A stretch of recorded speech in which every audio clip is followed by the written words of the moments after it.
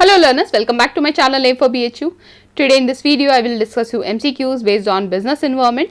So students इस video series में हम डेली 15 क्वेश्चंस डिस्कस कर रहे हैं एंड स्टूडेंट्स स्टार्टिंग में तो इस सीरीज को मैंने आपको one topic one week MCQ series की तरह प्रोवाइड किया था जिसमें सिर्फ 7 पार्ट्स थे but because of the fact that जितने क्वेश्चंस आप सॉल्व करेंगे आपकी प्रिपरेशन उतनी ही बेटर होगी.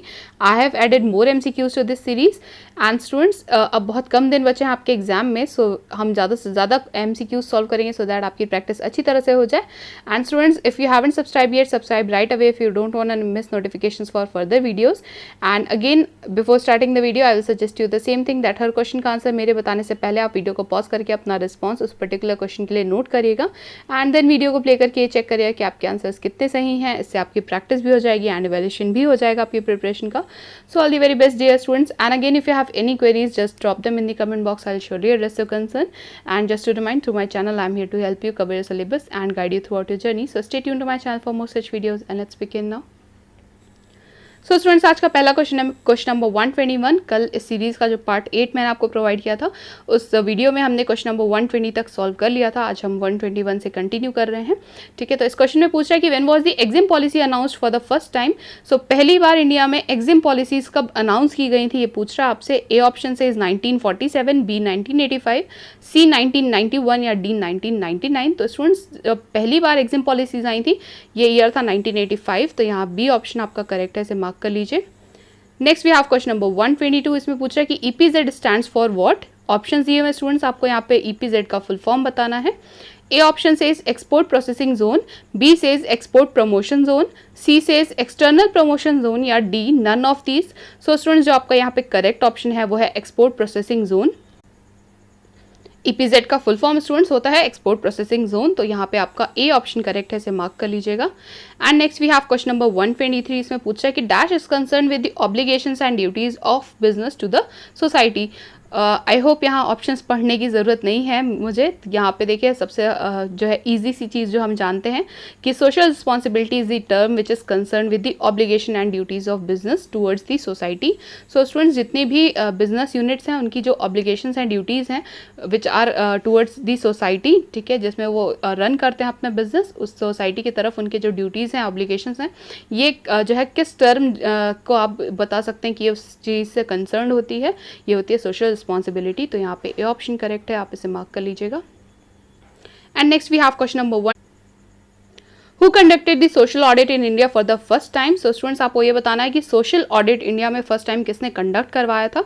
ऑप्शन है आपके पास A JRD Tata, B Birla, C Reliance group या डी स्टेट बैंक. तो students the first person who conducted the social audit in India for the first time was JRD Tata. तो यहाँ पे ए ऑप्शन यहाँ पे आपका करेक्ट है, इसे मार्क कर लीजिएगा. Next we have question number 125. इसमें पूछा है कि dash is a social movement seeking to augment the rights and powers of buyers. So students आपको यहाँ पे अगेन इस डैश को फिलअप करना है यूजिंग द गिवन ऑप्शंस. यहाँ पे जो भी टर्म्स दिए हुए हैं आपको उन टर्म्स में से कोई एक जो है करेक्ट ऑप्शन है आपका. And that term is related to a social movement seeking to augment the rights and powers of buyers. ठीक है, तो rights and powers of buyers के लिए जो है ये क्या होगा आप बताइए स्टूडेंट्स. यहाँ पे ऑप्शन है आपके पास A consumer movement, B consumerism, C flows या D none of these. So students ये टर्म है कंज्यूमरिज्म. ये बेसिकली कंज्यूमरिज्म की छोटी सी डेफिनेशन ही दी हुई है आपको, क्वेश्चन में कोटेड है. ठीक है, तो यहाँ पे आप इसे मार्क कर सकते हैं. And next we have question number 126. इसमें पूछा है कि in these types of NRI accounts the principal as well as interest is non-payable. Okay, तो यहाँ पे in which types of NRI account होगा स्टूडेंट्स. तो in which type of NRI account the principal as well as the interest is non repatriable. So students repatriable and non repatriable तो मैं आपको जो है पहले भी एक्सप्लेन कर चुकी हूँ. यहाँ पे जो आपका यहाँ जो आपका करेक्ट ऑप्शन है स्टूडेंट्स वो है सी NRSR अकाउंट. सो इसका फुल फॉर्म मैं सबसे पहले आपको बता दूँ, ये होता है नॉन रेजिडेंट स्पेशल रुपी अकाउंट. ठीक है, NRSR. जितने भी देखिए NRI से रिलेटेड इस तरह की जो फाइनेंशियल चीज़ें होती हैं ना वो बहुत इंपॉर्टेंट होती हैं स्टूडेंट्स. आपके एग्जाम में भी एक दो बार इस तरह के क्वेश्चंस आए हुए हैं एंड अच्छा होगा कि आप इससे रिलेटेड जितनी नॉलेज जो है हो सके वो देख लीजिए, उसे पढ़ लीजिए कहीं से भी.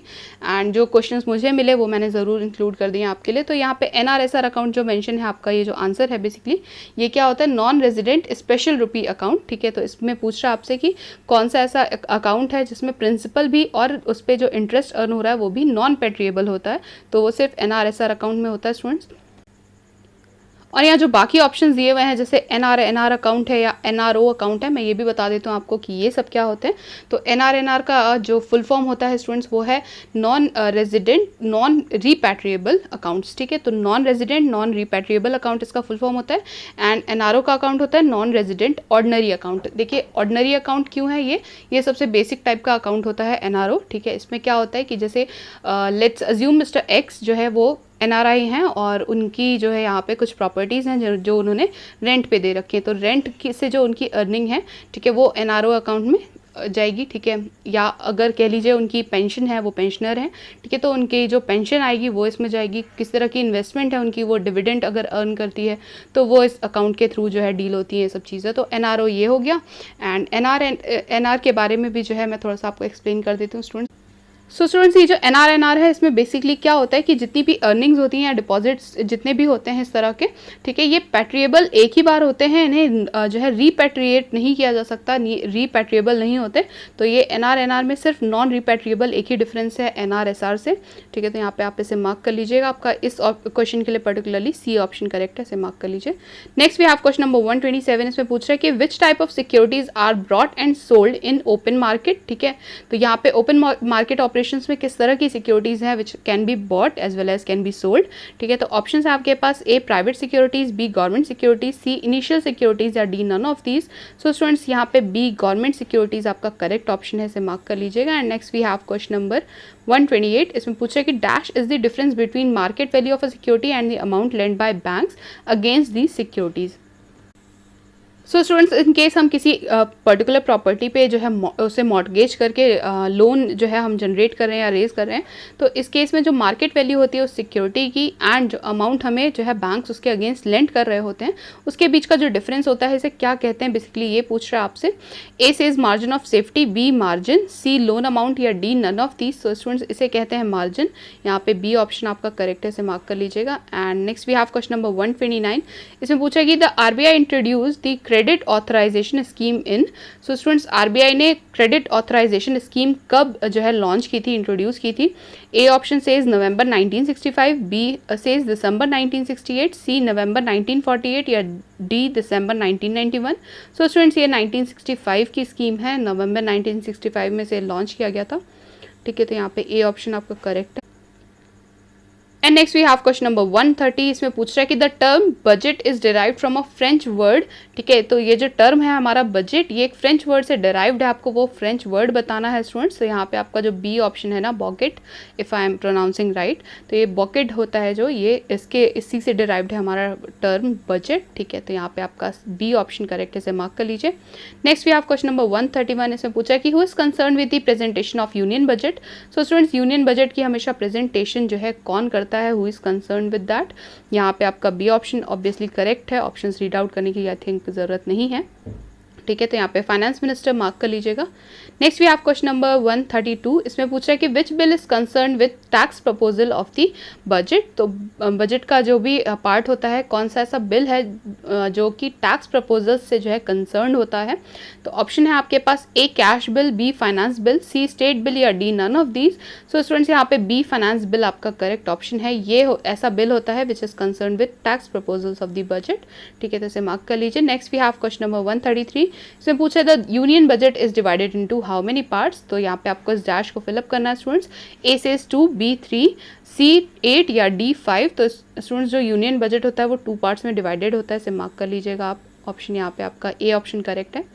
And next we have question number 134। इसमें पूछ रहा है कि which item of budget is concern with the current expenditure of government on administration. So students, इसमें से कौन सा ऐसा पर्टिकुलर एक्सपेंडिचर है जो कि जितने भी करेंट एक्सपेंडिचर है गवर्नमेंट के एडमिनिस्ट्रेशन के ऊपर, उनसे कंसर्न होता है। ऑप्शंस हैं आपके पास। A says capital expenditure, B says revenue expenditure, C says deferred expenditure या D none of the above. तो स्टूडेंट्स, यहाँ पे आपका जो करेक्ट ऑप्शन है वो है बी रेवेन्यू एक्सपेंडिचर। यहाँ पे जो बिकॉज करेंट एक्सपेंडिचर की बात है इसलिए हम जो है रेवेन्यू एक्सपेंडिचर टिक करेंगे। यहाँ पे यही ऑप्शन आपका करेक्ट है। And next we have question number 135, the last question for today. इसमें पूछ रहा है कि dash deals with the receipts from taxes, interest, dividends and profits. So students, आपको इस डैश को फिलअप करना है, ऐसा बताना है ये कौन सी टाइप की रिसिप्ट होती है which deals with receipts from taxes, interest, dividends and profits. तो यहाँ पे आपका के जितने भी ऑप्शन हैं स्टूडेंट्स, आप इन्हें पढ़ते ही आई होप समझ जाएंगे। ये रेवेन्यू रिसिप्ट्स का पार्ट होता है स्टूडेंट्स। इस तरह की जितनी भी रिसिप्ट्स होती हैं जो हमें रेगुलरली मिलती हैं, ठीक है, जैसे रिसिप्ट हम टैक्स जो है अगर टैक्स से किस तरह की रिसिप्ट हो रही है या इंटरेस्ट जो है एज अ रिसिप्ट हमें मिल रहे हैं, तो ये एक इंटरवल पे मिलते रहते हैं, या कैपिटल नेचर के नहीं होते, ये रेवेन्यू नेचर के होते हैं। यहाँ पे आपका ए ऑप्शन करेक्ट है, इसे मार्क कर लीजिए। And this is all for today students. I hope the questions were clear to you, and as I upload videos daily and there are many more videos to come, so subscribe now if you haven't subscribed, and please convey your doubts in the comment box or through email. You can find my mail ID in the description box. Stay tuned to my channel, और अगर आपको BHU BCom entrance से related किसी भी topic में कोई confusion है तो mention that in the comment box. I will include them as well. And stay home, stay safe. Please like the video, share it with your friends, subscribe to my channel, and do not forget to hit the bell icon so you never miss any update from my channel. Happy learning students.